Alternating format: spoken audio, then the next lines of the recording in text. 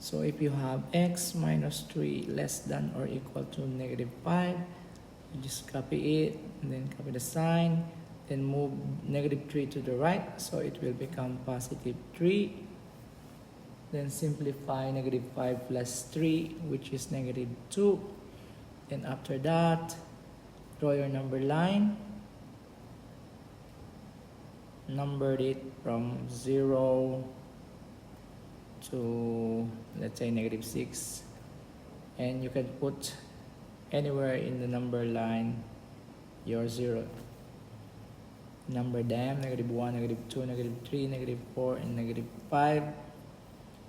Then since it is less than or equal to, then you shade the circle, the entire circle. Shade it, and then negative to less than, it's going to the left.